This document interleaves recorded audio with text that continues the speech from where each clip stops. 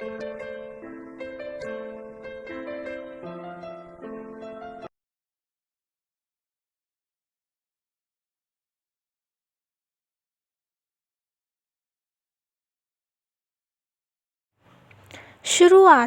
पहाड़ों की हवा।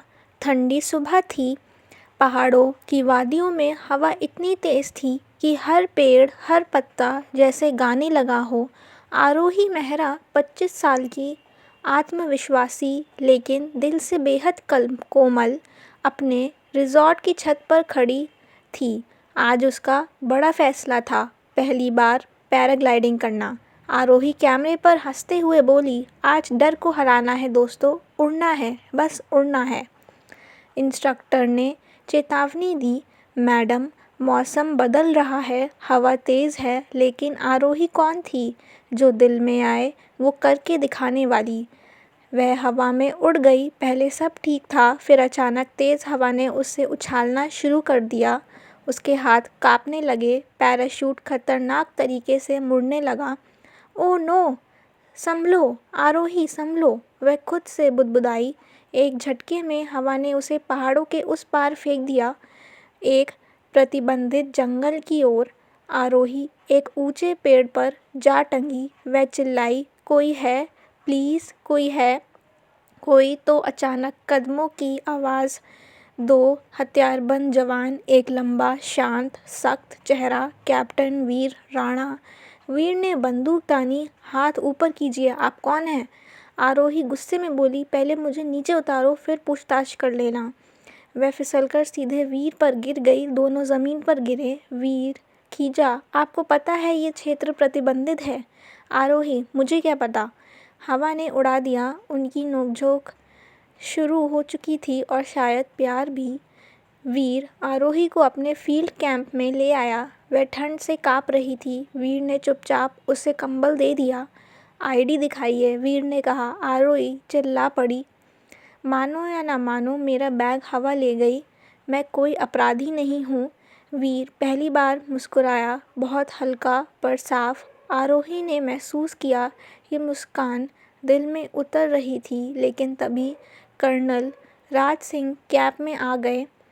राणा, ये लड़की कौन है? ये मामला गंभीर है। आरोही ने घबराते हुए वीर को देखा। वीर ने बिना कुछ कहे उसकी गलती अपने सिर ले ली।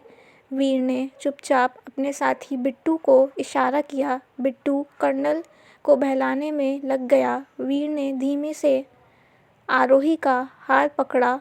चलो, अभी निकलना होगा। आरोही हैरान, तुम मेरी मदद क्यों कर रहे हो?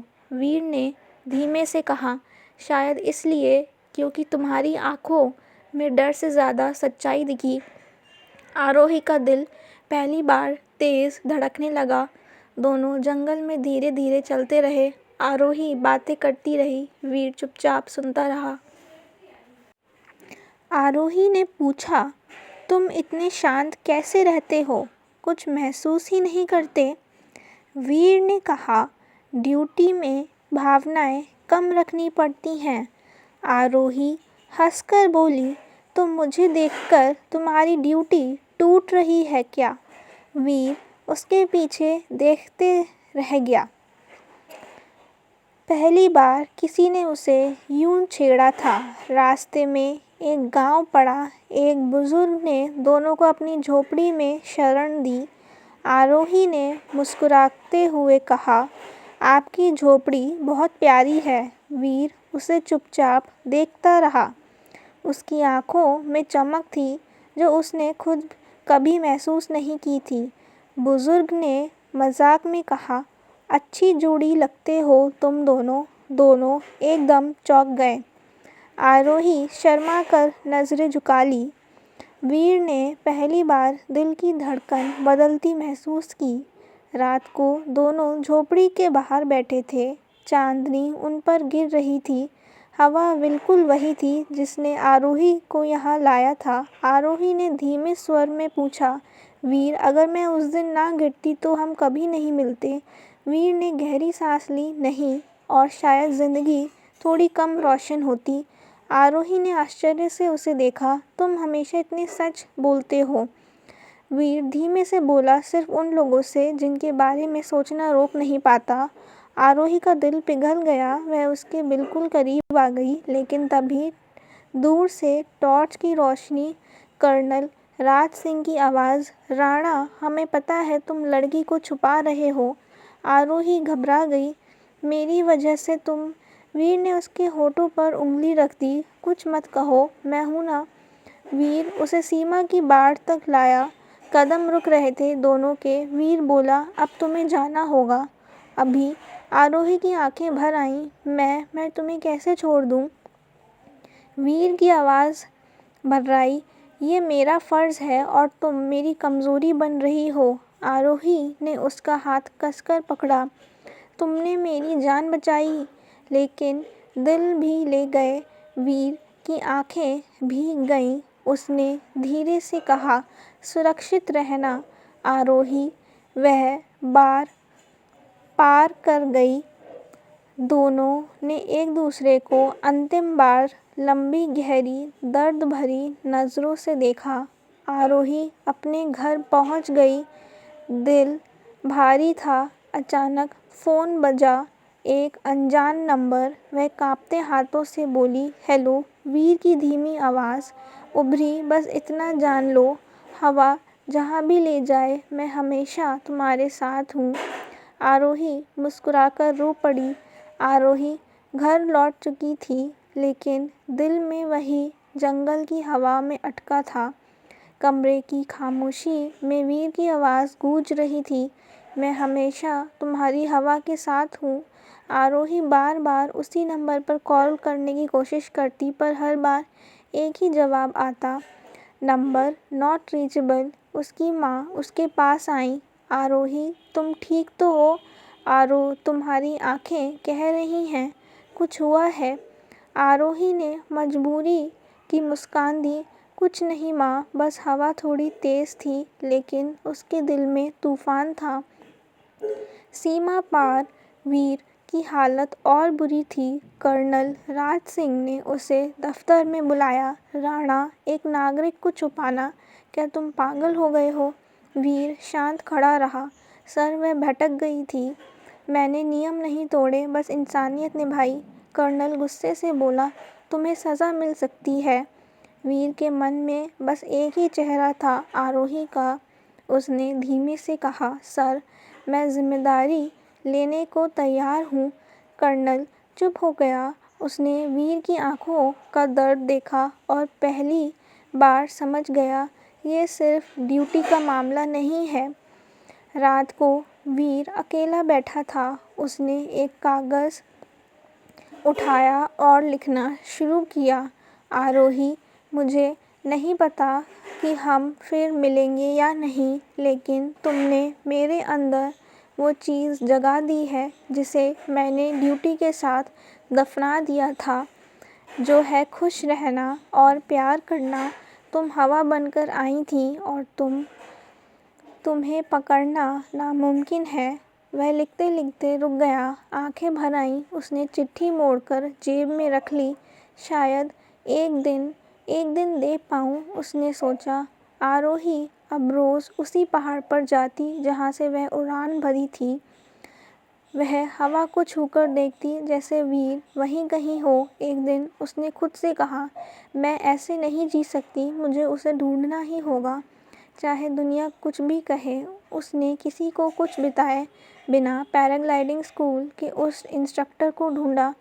मुझे उस जंगल का पूरा रास्ता चाहिए, आरोही ने दृढ़ता से कहा। इंस्ट्रक्टर घबरा गया। मैडम, वो जगह खतरनाक है। आरोही ने हाथ रोक दिया। मुझे बस एक मौका चाहिए, बाकी मैं संभाल लूँगी। अगली सुबह आरोही ने दोबारा पैराग्लाइडर पहना। हवा तेज़ थी, लेकिन इस बार वह डर नहीं रही थी। मैं आ रही हूँ वीर, आ रही हूँ। उसने आसमान की तरफ देखा। वह उड़ान भरी धीरे उसी दिशा में जहाँ किस्मत ने उसे पहली बार वीर से मिलाया था। पर इस बार हवा उसकी दुश्मन नहीं थी, बल्कि उसका साथी थी। उधर सीमा कैंप में वीर अचानक बेचैन हो गया। बिट्टू ने पूछा, सर सब ठीक है? वीर ने आसमान की ओर देखा। हल्की मुस्कान आई। हवा बदल रही है बिट्टू, कुछ होने वाला है। उसका दिल बिना वजह तेज धड़क रहा था, जैसे कोई बहुत करीब हो। आरोही उतरते उतरते परेशान हो गई। इस बार पैराशूट पेड़ पर नहीं, ज़मीन पर गिरा, सुरक्षित।